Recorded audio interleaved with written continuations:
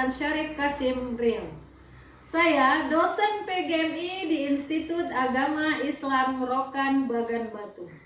Berikut video pembelajaran menggunakan problem based learning pada mata kuliah Matematika Dasar materi bangun ruang. Model problem based learning ini adalah salah satu model student center learning atau SCL, yang mana siswa diberikan masalah kontekstual dan akan memberikan solusi berdasarkan yang telah diidentifikasi. Selamat menyaksikan. Assalamualaikum warahmatullahi wabarakatuh. Waalaikumsalam warahmatullahi wabarakatuh. Alhamdulillah, bersyukur kita kepada Allah bisa bertemu hari ini di perkuliahan pertemuan ke-13 dengan materi bangun ruang.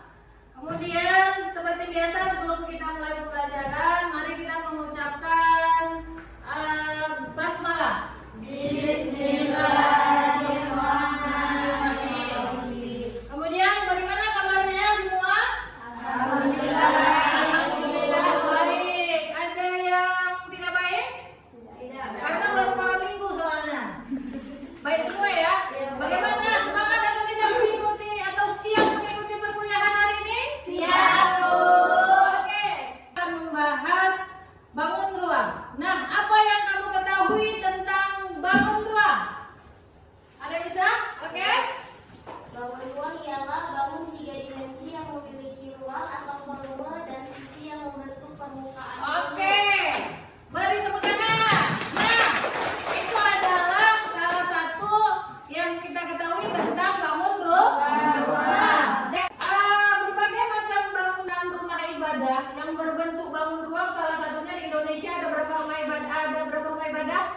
Dalam agama ada 6. Nah, yang pertama adalah masjid. Dari agama Islam, apa bangun ruang yang menyerupai sesuai dengan rumah ibadah kita? Ka'bah berbentuk kubur. Nah, kalau dia gereja, agamanya apa? Kristen.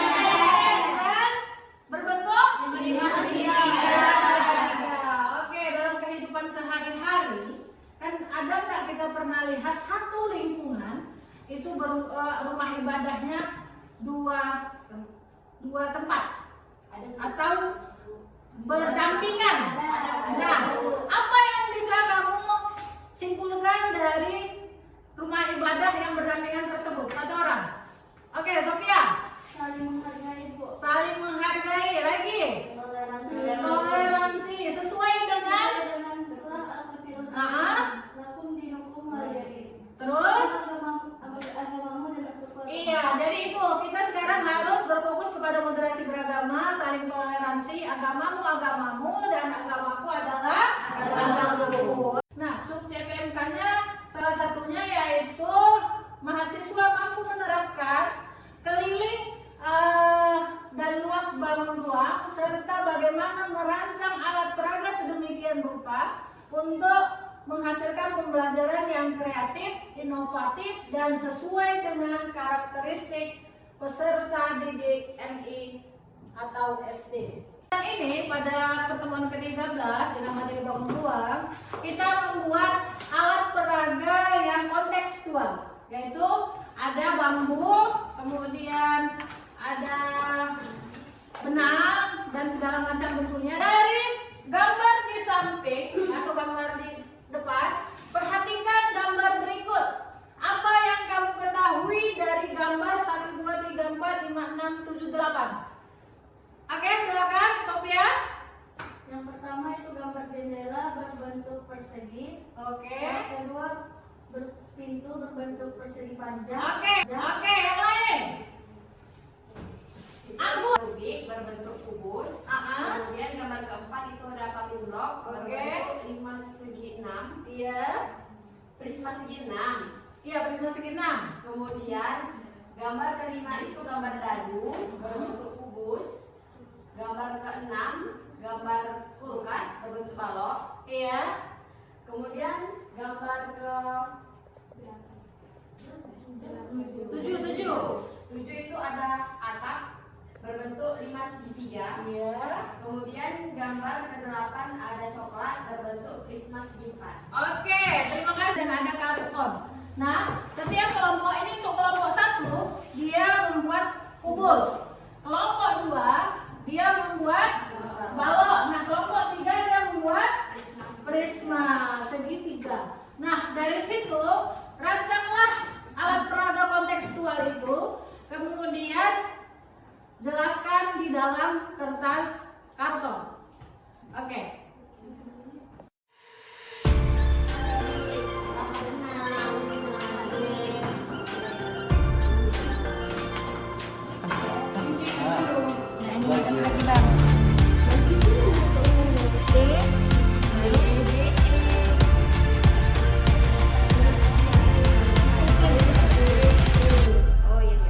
Oh, dia melewatinya.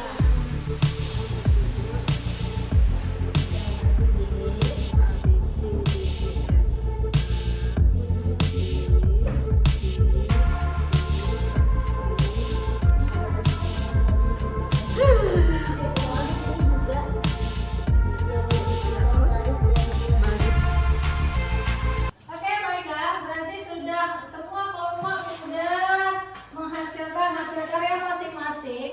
Kemudian dengan alat peraga masing-masing, kamu presentasikan di depan kelas. Kira-kira siapa yang mempresentasikan hasil karyanya? Silakan. Oke, sebutkan nama kelompoknya. Kelompok 2 ya? Kelompok 2, Bu. Kelompok 2. Kelompok apa? Bidadari surga. Oke. Silakan.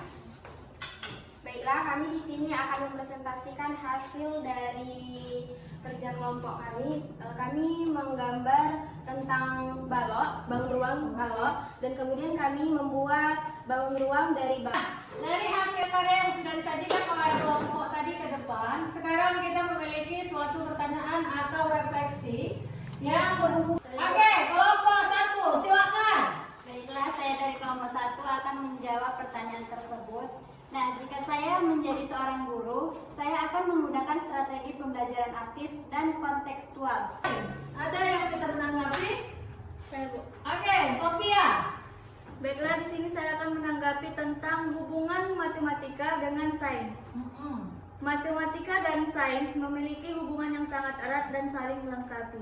Matematika berfungsi sebagai bahasa utama dalam sains karena memungkinkan para ilmuwan menjelaskan konsep, menganalisis data, serta membuat model dan prediksi secara sistematis. Dengan ilmu Islam. Saya, Bu. Oke, silakan. Baiklah, di sini saya akan mengintegrasikan pembelajaran keilmuan agama Islam dengan matematika. Mengintegrasikan pembelajaran matematika dengan ilmu agama dapat dilakukan dengan mengaitkan konsep-konsep matematika pada nilai-nilai Islam seperti kejujuran dalam pengukuran, ketetapan waktu dalam sholat, menghitung waktu, atau konsep zakat seperti presentasi dan pembagiannya. Hal ini sangat membantu memahami matematika sekaligus memperkuat iman dan akal. Oke, beri tepuk tangan untuk kita. Oke, itu ilmu sains. Nah, integrasinya dengan ilmu Islam. Saya, Bu. Oke, silakan. Baiklah, di sini saya akan mengintegrasikan pembelajaran keilmuan agama Islam dengan matematika.